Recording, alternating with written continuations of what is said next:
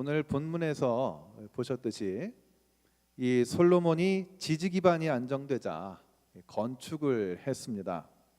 제일 먼저 지은 곳은 성전이었습니다. 왕궁보다도 성전에 우선순위를 두고 지었습니다. 봉헌식 날 그는 봉헌 기도를 드리면서 이 성전을 통해서 하나님께서 자기 백성을 만나 주시기를 기도했습니다. 그리고 이 성전을 통해서 백성들의 기도가 하나님께 올라갈 수 있도록 임재해 달라고 또 간구를 했습니다. 그에게 하나님께서 나타나셔서 말씀을 하셨습니다. 바로 오늘에 읽으셨던 본문입니다. 솔로몬과 백성들이 이렇게 하면 이렇게 하시겠다라는 약속이 나왔습니다. 첫째 조건은 마음을 온전히 하여 하나님의 명령대로 순종하면입니다. 그럼 약속은 이스라엘의 왕위를 영원히 견고하게 하리라 였습니다. 둘째 조건은 돌아서서 나를 따르지 않고 다른 신을 섬기면, 우상을 숭배하면입니다. 그럼 약속은 너희 민족을 약속에서 끊어버리겠다 였습니다. 이후 이스라엘의 후대에 비웃음거리가 되게 하겠다, 끔찍한 약속이었습니다. 사람들도 이들이 왜 몰락했는지 말한다는 겁니다. 이들이 여호와를 버려서 재앙을 받은 것이다 고백하게 하겠다라는 것입니다. 한창 잘 서 있는 왕조와 나라를 향해서 하나님은 호련히 나타나셔서 이렇게 말씀을 하셨습니다. 야, 솔로몬, 너 잘하고 있다, 잘한다, 내지는 수고한다, 격려를 하시면 참 좋을 것 같습니다. 그런데 왜 한참 잘 되고 있을 때 이렇게 경고까지 하시고 있을까요? 10여 년 전부터 이 국방부의 군종실이라는 기관에서 나오는 군종이라는 연간 회지가 있었습니다. 군대에 있는 목사, 신부, 스님, 소위 군종 장교들의 회지였습니다. 2006년도에 이 회지에 중장, 곧 별이 3개인 장군 한 분이 글을 썼습니다. 지휘관으로 있으면서 자기 심정을 표현을 했습니다. 자기가 지휘하는 부대가 평온해 보일지라도 다른 한편에서는 내가 모르는 사이에 인명사고나 장비 손실, 화재 등등이 일어날 수 있다는 것을 느끼게 된다라 그랬습니다. 곧 경계심을 가진다는 뜻인데 이분은 곧 마이너스 감각을 가질 수밖에 없다라고 표현을 했습니다. 사실 이분은 기독교인 장성이었습니다. 여러 기독장병 수련회에 막 모습을 비치시기도 하고 참석도 하셨던 분이었습니다. 그럴 때 자기 곁에 성직자가 예배를 인도하고 기도해 줄 때 그런 마이너스 감각에서 평안을 느끼고 또 집중할 수 있다라고 고백한 글을 본 적이 있었습니다. 비단 이분만이 아니라 기업에서, 사업체에서, 관공서에서 리더 역할을 맡고 있는 분들도 자기 조직이 늘 잘 되고 있다라고만 생각하지는 않습니다. 아마 성도님들 가운데서도 그러하실 것입니다. 건강한 리더라면은 이 정도의 경계심은 어느 정도 갖고 계실 줄 압니다. 솔로몬 나라가 한창 잘 될 때 하나님 명령대로 순종하면 이 상태가 견고해질 것이지만은 외면하면은, 우상 숭배를 하면 다 끝난다, 정말 비웃음거리가 될 것이다 라고 하셨습니다. 그래서 여러분, 여기서 보는 이 첫 번째 교훈은 바로 영적인 경계심, 곧 마이너스 감각을 가질 것을 말씀을 하셨습니다. 여러분 같이 한번 읽어볼까요? 영적 경계심을, 마이너스 감각을 가져야 시험을 이길 수 있다. 물론 여러분, 성도님들의 일상생활 속에서, 생업 속에서 많이 부딪힐 줄로 생각합니다. 가정도 이렇습니다. 성장기에 자녀를 두고 계시면 자녀가 어디로 갈지, 무엇을 할지 늘 신경 쓰게 됩니다. 밖에서 잘 노는 것 같은데 안 보이면 걱정하게 되죠. 왜 식당 같은 데는 그래서 아예 TV 하나, CCTV TV가 막 붙어 있잖아요. 놀이방을 딱 이렇게 비춰놓고 아이가 거기서 어떻게 노는가 볼 수 있게끔 되어 있습니다. 그러다가 갑자기 다치지는 않는지, 말썽꾸러기 자잘하면 혹시나 어디서 사고 쳐서 오지는 않는지 걱정하실 겁니다. 애가 갑자기 문을 잠그고 뭐를 한다면은 아니 뭘 하느라 저런가 계속 이제 보려고 막 하실 겁니다. 근데 여러분 걱정하고 지켜보고 있노라면은 많은 경우 별일이 잘 없습니다. 어련히 잘 있겠지, 잘 하겠지, 내지는 아무런 생각을 하지 않고 있을 때, 다른 일로 분주할 때 아예 잊고 있다가 어디선가 띠르릉 해가지고 전화가 올 때가 막 생기는 겁니다. 내가 앉아 있고 역할 맡은 조직도 가정도 현실은 참 이렇습니다. 보이지 않는 나의 영은 실은 더 기복이 심합니다. 이만하면은 하나님과 동행하네 뭐. 이만하면 나 그래도 오늘 새벽 기도했어요. 말씀 묵상했어요. 찬송했어요. 기도 제목 가지고 다 기도했어요. 이만하면은 좀 행할 수 있겠지 뭐. 오늘 주일이니까 오늘 1, 2, 3부 중에 하나 잘 드렸지. 오후 예배까지 드렸지. 이만하시면 하나님 보시기에 괜찮겠네.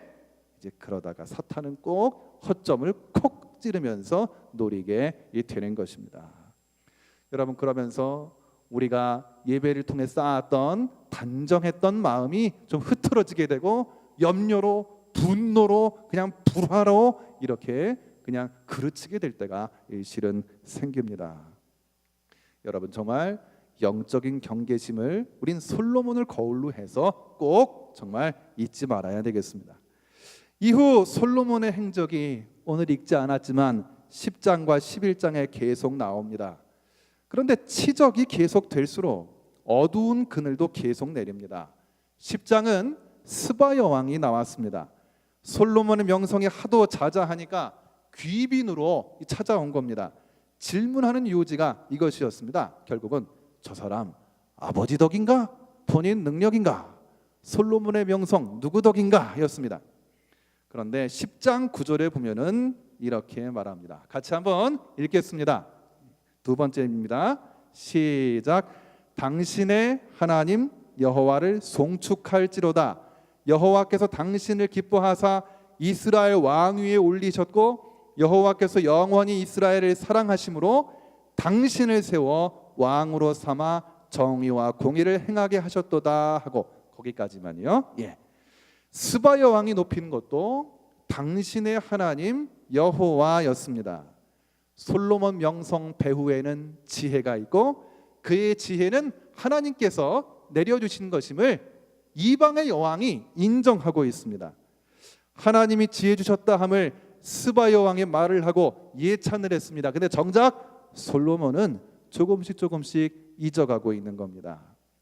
한창 때 솔로몬 병거가 1400대라고 했습니다. 말이 끄는 전차였습니다.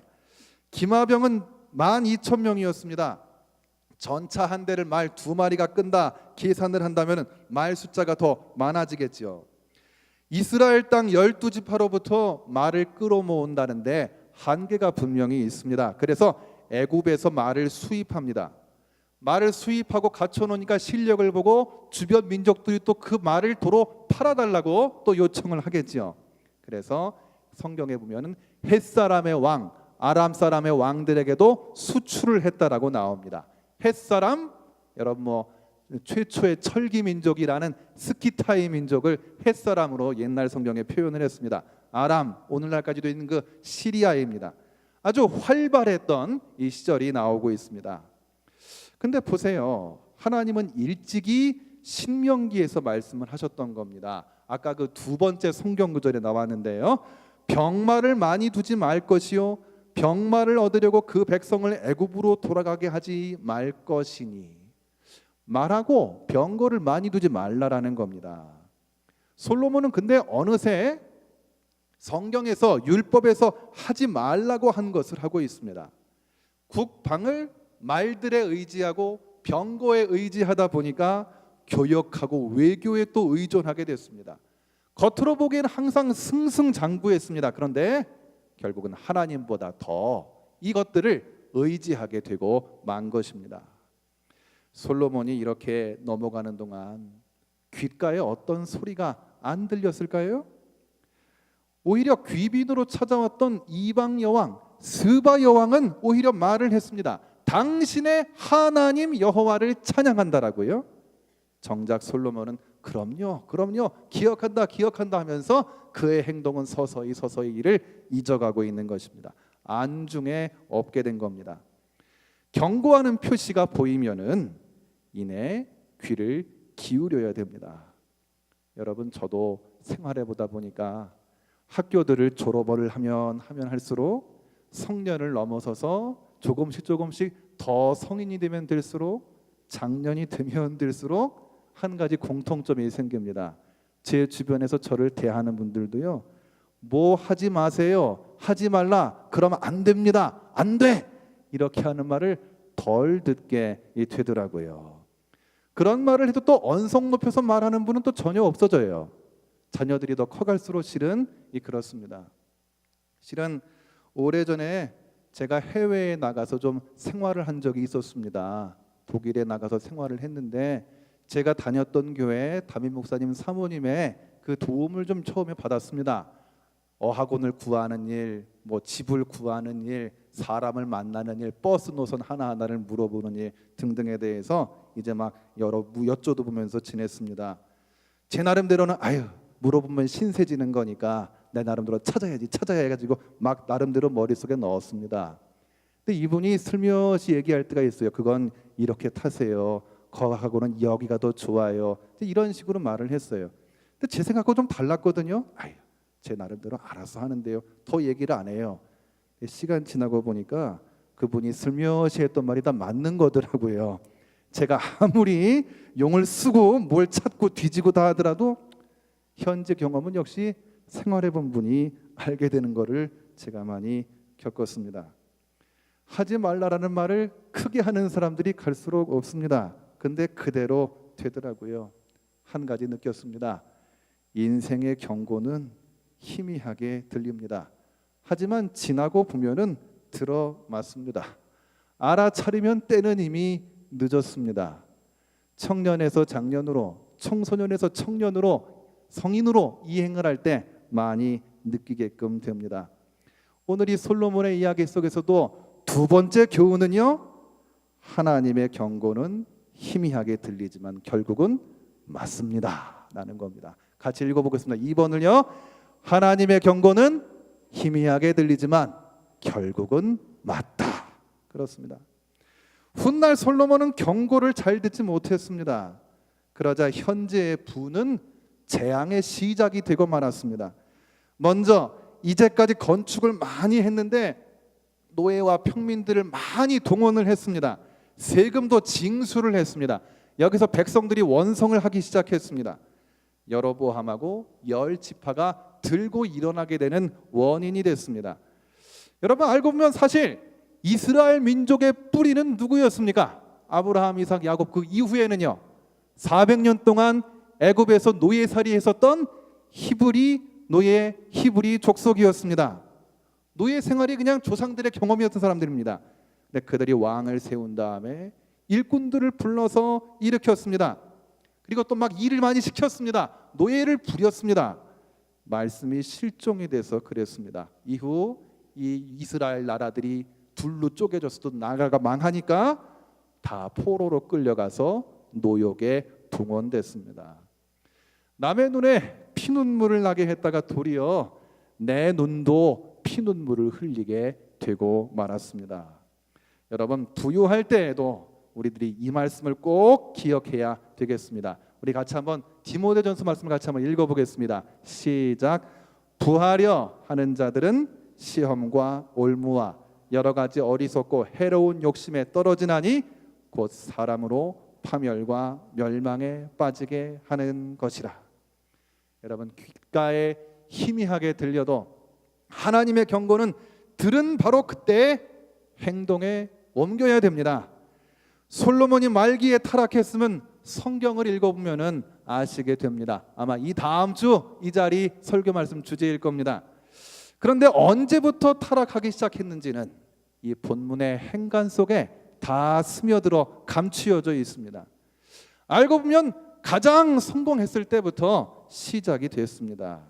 바로 그때 영적 위기가 찾아온 겁니다. 여러분, 솔로몬은 하나님의 선물로 지혜를 얻어서 나라를 부강하게 했고 영화도 누렸습니다. 그런데 세상 영화에 마음을 뺏기기 시작했습니다. 하나님 바라보고 의지하는 마음, 순종하는 마음도 벗어졌습니다. 축복에 취했는데, 축복에 취하기까지는 좋았는데 바로 그 복을 주신 분을 잊어버렸습니다. 그러다가 재앙이 찾아오고 말았습니다. 여러분, 세 번째 교훈입니다. 같이 한번 세 번째를 읽겠습니다. 시작. 행복이란 곧 하나님이 임재하시는 것이다 였습니다. 여러분, 오늘 행간 속에 솔로몬이 서서히 망가지는 장면을 우리가 엿볼 수가 있습니다. 좀 꿰뚫어 봐야지 서서히 보입니다. 말씀을 정리해 봅니다. 우리들은 영적인 마이너스 감각, 경계심을 잊지 말아야 됩니다. 그리고 하나님의 세미한 음성을 들어야 됩니다. 경고가 될수록 귓가에 희미하게 들립니다. 희미하다고 외면하면 어느새 그 경고는 현실이 돼버리고 마는 것입니다. 솔로몬이 치적을 쌓기까지 거저되지 않았습니다. 교역을 하기까지, 외교를 하기까지, 저는 한마디로 표현하지만 그 어찌 노력이 없었겠습니까? 나름 노력 많이 했을 겁니다. 그런데 성경은 하나님 뜻을 솔로몬이 어떻게 대했냐면 다루고 있습니다. 그가 얼마나 땀 흘렸는지, 그가 얼마나 책을 파고 얼마나 사람들을 만나면 노력했는지는 실은 생략하고 있습니다. 하나님 보시기에 어땠냐면 다루고 있습니다.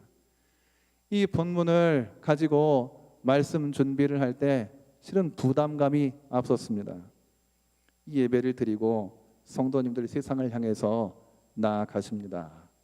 성도 여러분, 직업을 감당하시기까지 거저하시지 않지요. 가정을 돌보시기까지 저절로 되지 않지요. 보이는 축복, 갖고 계시는 그 복, 은총을 얻어내기까지도 노력은 다 있습니다. 여러분, 대가를 거두시기까지 피땀 흘리는 노력을 하고 있음을 설교자들 또한 다 알게 됩니다. 근데 여러분, 말씀에 의지하면은 저는 여러분께 증거하지 않을 수 없습니다. 여러분, 힘을 내십시오. 하나님께서 풍요롭게 하실 것입니다. 뒤밀어 주실 겁니다. 일어나 걸어라, 내가 새 힘을 주리니, 이렇게 계속 말씀도 증거해야 됩니다. 그런데 본문에 의지한다면은 엄격한 말씀도 나올 수밖에 없습니다.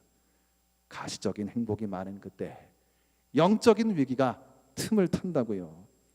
하나님의 음성은 세미하다 못해 희미하다고요. 제때 듣지 못하면 음성은 현실이 되고 나는 어느새 재앙에 빠집니다. 이 세파 속에서도 행복이란 여러분들의 땀과 노고 뒤에 대가로도 주어지지만 그 가장 기본은 여러분 한 분 한 분이 하나님 안에 거하실 때, 여러분의 영혼과 삶에 하나님이 임재하실 때 얻으시는 것입니다. 주님이 인정하시는 노력, 주님께서 복 주실 때 진정한 복을 삶 속에서 받고 계실 수 있음을 저는 믿습니다. 여러분, 그 복, 그 은총 가운데 나가셔야 됩니다. 여러분, 한 주간 동안 새벽마다 기도하시면서도 아침마다 묵상하고 일터로, 학교로, 가정으로 내가 돌봐야 할 사람들, 자녀들에게로 나아가시면서도요, 땀과 노고와 눈물 속에서도 임재하시는 하나님을 꼭 만나셔야 됩니다. 그럴 때 어떤 노력을 하셔도 진정한 열매가 될 수 있음을 믿으시기를 바랍니다. 성령 하나님의 임재 안에 꼭 계셔서 주께서 들려주시는 세미한 음성을 꼭 들어야지만이 진정 생활하고 진정 행복할 수 있습니다. 여러분, 꼭 이를 기억하면서 이 시간 찬양하고 기도하면서 이 세상을 향해 나아가실 수 있기를 원합니다. 이 시간 다 같이 찬송가 343장